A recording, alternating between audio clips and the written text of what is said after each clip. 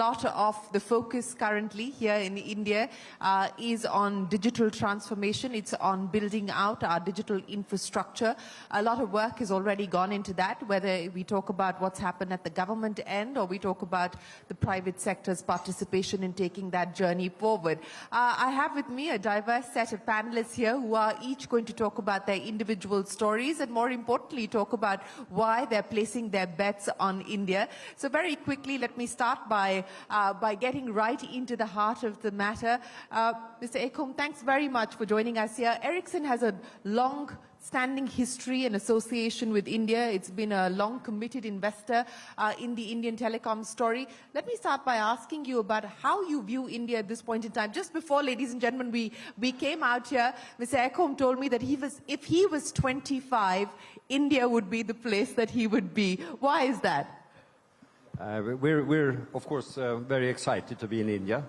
We came to India in 1903, so we've been here very shortly, 120 years. That was installing the first fixed switch. Since then we moved on and moved much more into wireless, and of course we're very excited about India. It's our biggest single employment base. We have more than 25,000 here. More than 2,000 in R&D, more than 500 in AI. So for us, this is one of the bigger commitments we have. We have almost 1 in 4 employees in India today. And what we are excited about is, of course, the build-out of 5G that's happening here, and the earlier build-out of 4G. And why is that exciting? Well, I think the consumer actually digitalized on top of 4G. So we saw all the big consumer applications developing over the last few years. We've seen them develop in the 2 countries that built out the first 4G networks in the world. That happened to be the United States, and it happened to be China. So almost all jobs in the consumer sector or digitalizing the consumer were created there. And we have some really big companies. Think about Facebook, Google, Amazon, etc. But we have Alibaba, Tencent in China. With 5G, we're going to digitalize society. We're going to digitalize enterprises. And those jobs will be created in the country where the digital infrastructure is built out first.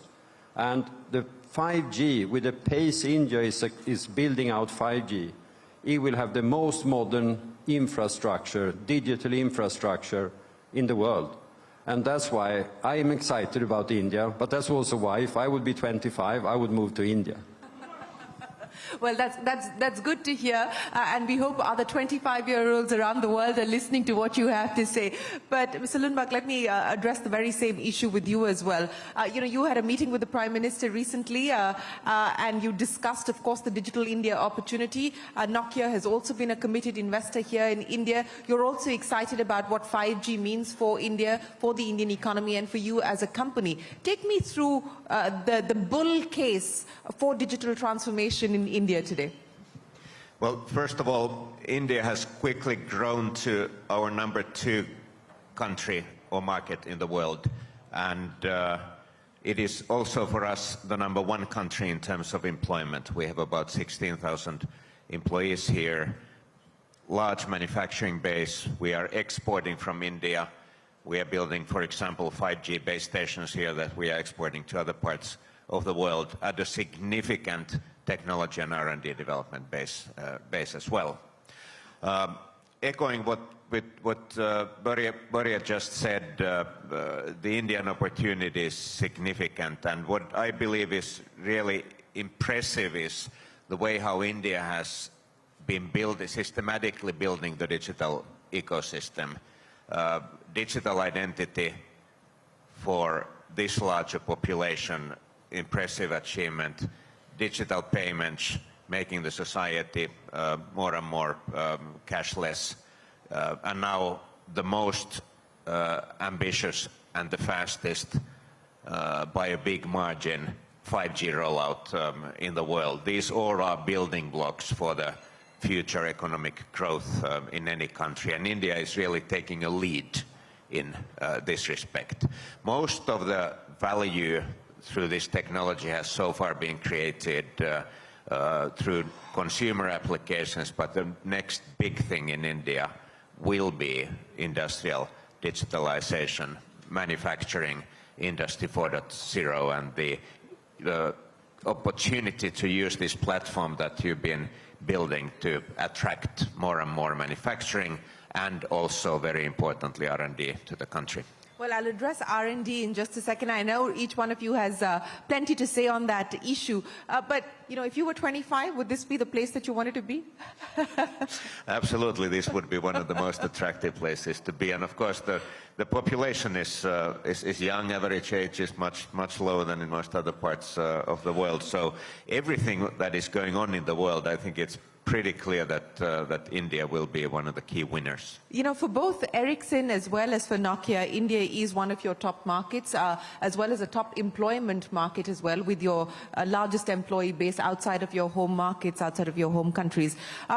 Future incremental investments, you talked about the export opportunity and how you're actually exporting base stations out of India. What is that going to mean over the next 5 years in terms of incremental investments, in terms of adding capacity here in India? Well, of course, our Indian customers are investing a lot. And when you said that this would be our largest base outside of our home, no, actually, this is our largest base in employment globally. Oh, okay. It's the #1 country, and it's also a #1 manufacturing country globally.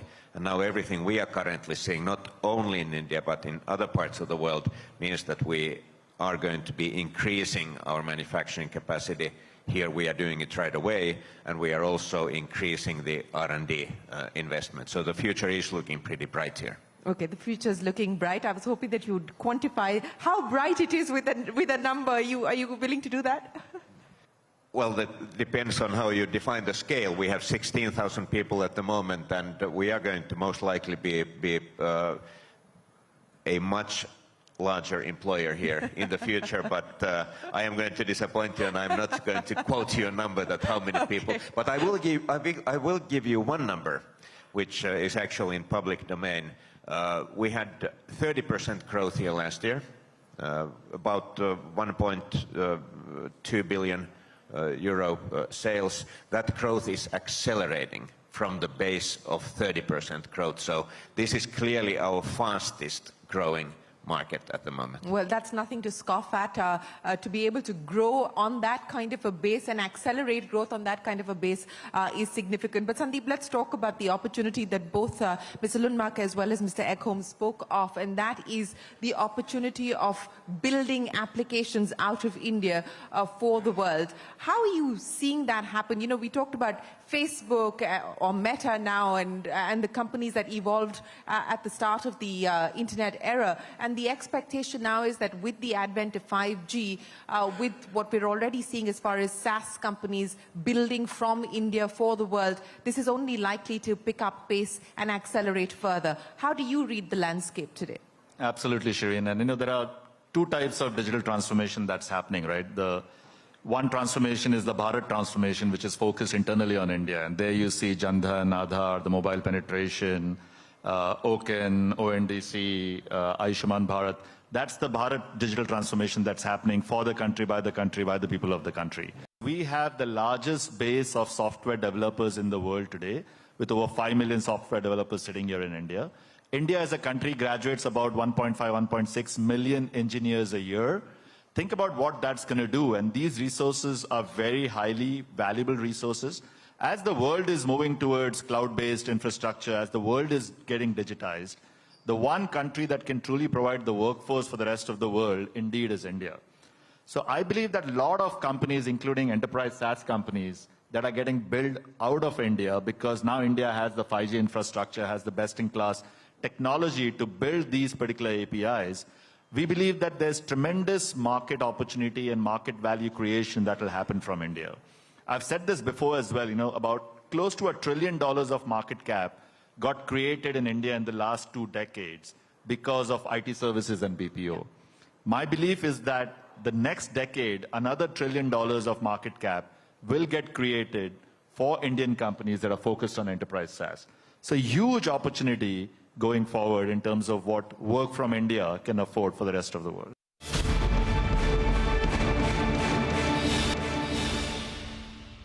Mr. Narayanan, I also want to get each one of you to talk to us about what you see as the global challenges. Because at this point in time, while India is relatively better positioned, we are not decoupled from what's happening in the rest of the world. And the world is vulnerable, whether we talk about inflation, we talk about interest rates, we talk about energy, we talk about food security. As a CEO today, how are you mapping the risks, the known knowns, and the unknown unknowns as well? I think it's a very good question, Shireen. I think one of the first tasks that I have as a CEO is to manage the environment, the consequences, and the risks that I face here domestically. And I think one of the things is that, and I've alluded to this before as well, I think the specter of inflation, especially food inflation, is still on us. We cannot wish it away, and we cannot assume that it's not going to be haunting us for a while. This clearly has implications in terms of price values, in terms of costs, in terms of incomes, expenditures, and all of that. Coupled with this, of course, the fact that we are a consumption-driven economy gives us a lot of hedge in terms of some of the global volatilities that we have, especially on things like fuel and other raw materials that we might tend to import over a period of time. But I think the important issue for us is really to use the opportunity that we have today of digitally transforming our businesses across the value chain. And I think there is so much of money to be unlocked in the value chain of organizations, be it logistics, be it procurement, be it quality management, be it manufacturing conversion, be it efficiencies in channel management, consumer management, etc. There is a huge unlock that is still available to organizations here. Again, taking the point of Sandeep on technology arbitrages and on talent arbitrages. So really for me, the agenda is really full with all the opportunities that I can unlock locally, and also with the overall consumer sentiment being reasonably positive. I think there is a full task here to be done, rather than getting myself worried unduly about, I'd like the war to end one day, but whether that is going to have a direct impact on me today. Honestly, it is more what I do in the organization and how the Indian environment treats me that is more important than what's happening globally. Oh, absolutely. You can only control what you can control at this point in time. But Mr. Ekholm, I want to understand from you the global perspective as well. Mr. Narayanan spoke about the war in Europe, and that continues now into its second year. Inflation, interest rates, all of that has dented consumer sentiment. All of that has dented the business environment and business confidence as well. What are you hearing from your customers outside of India at this point in time? And how are you dealing with building out a pipeline in this era of uncertainty? I mean, I will be honest to say I'm not a macroeconomist. I'm an engineer, so I provide that. But we talk to customers, and what's quite clear is the U.S. economy, and really, I mean, there are a couple of challenges that we could be afraid of. But if you start on the economic part, the U.S. is actually quite strong, seems to be doing fine. We hear, temporary slowdown is what we see among our customers, but the fundamental economy is in good shape. Or has a good demand profile. Europe, on the other hand, is a big question mark. And of course, it's related to the war in Ukraine that have dented the consumer sentiment, but it's also very high inflation, very high food inflation, very high inflation on cost of living. That's actually removing a lot of consumer, income from the market. So I think Europe is a big question mark where it's heading. And today, if we look on the digital world, Europe is not the role model. Europe is not building out the digital infrastructure, etc. So I see big concerns about Europe when we talk to our customers. And that to me is worrisome. We're a European company. We still have a European base. So for us, Europe is important. But I would also say that I do think technology is actually one of the key solutions for the future. The reason why the US is performing so well is, of course, on the back of, even though we read about job losses in the tech sector, the reality is most of the people that lose the job at one company are re-employed in another one very quickly. Yeah. Because the value of technology is so big. And it's going to be part of the solution here. And I see, when I look out, digitalization of enterprises and society is just at the beginning. We're not seeing that run its runway yet.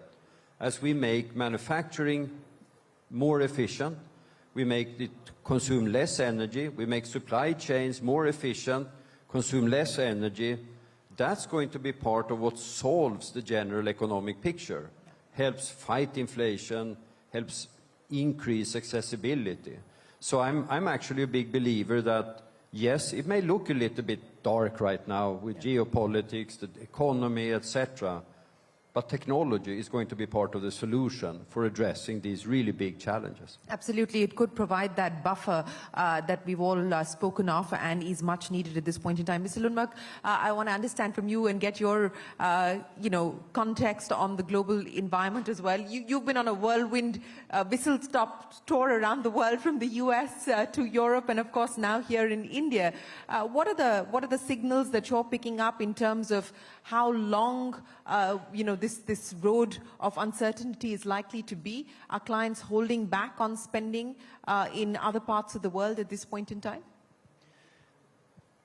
Despite the economic uncertainty, we are not seeing any huge cuts in spending. There have been cases here and there, but in the big picture, I'm optimistic.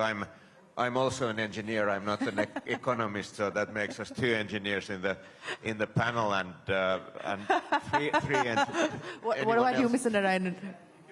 Economics. Okay, so we've got three engineers and an economist.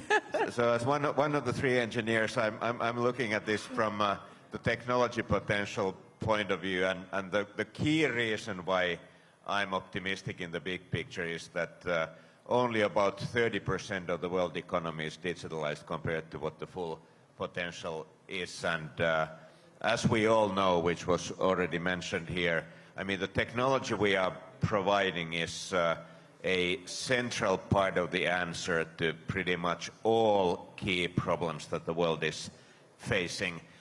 Battling climate change, one key element in that is that we need to digitalize the whole energy system. It's very much also a communications connectivity challenge when we balance demand and supply in an energy system that has more and more weather-dependent renewables. You can mention almost any sector of the industry, and yes, we have only scratched the surface in transport. Yeah, wrap by asking each one of you to take us through what the plans are in terms of spends on your own digital transformation. A lot has already been done, but what more and where do you intend to put the money to work at this point in time, since you are also talking about how this can be potentially a lever to mitigate some of the risks we spoke of? Sure, I think one thing is very clear, Shireen, for Nestle, India is important and will always remain important. So if you look at our overall investments in this country, we have talked in the region of about 5,000 crores in the next 3 years. We spent 8,000 crores in 60 years. We're going to spend 5,000 crores in 3 years. We're looking at our places for our 10th factory, maybe our 11th factory. So there is a lot of positivism and born out of performance. This is not a let's hope for the best. This is based on performance of the organization and of the consumer. Really, 3 areas is where we will be putting our monies on the digital part. Number 1 is on the consumer. I think the consumer piece is absolutely exploding. I must confess, Shireen, I don't understand 90% of that technology, but I'm still given to believe. I've asked them simple questions on what does it do to the consumer. And really, the whole, whether it is everyday artificial intelligence or whether it is a metaverse or whether it is the super app that people are talking about, I think the consumer end is really very, very exciting for us. So that's number 1. Number 2 is the sourcing end, and I think it was alluded to earlier in terms of what can be done in the agricultural sector. One of the big things for me, the dream for me, is that every single spice that I use, every grain of wheat that I use, if I'm able to trace it back to a farm for a consumer and say, this is the assurance that I'm able to give you of the quality and veracity of what I'm giving you, not just as a brand name Nestle, but in terms of ingredients, I think it will be a big deal. That can happen, Shireen, only with digital. There's no other way in which, and I can't have people counting the chilies and the mustard seeds from where they come and how they go. So that's the second piece. The third piece, I think, the company globally and locally is wedded to sustainability. Sustainability involves not just things like water conservation, plastics, and dairy farming, but also involves enormous amounts of technological inputs in areas of efficiencies, effectiveness, and cost management. All of this we are seeing now increasingly as a company becoming more digitally oriented. So these three areas would really be the prime focus. Sandeep Naik, Mr. Lundmark, Mr. Ekholm, and Suresh Narayanan, thank you very, very much for joining us here, for sharing your thoughts and your insights on what the road ahead looks like.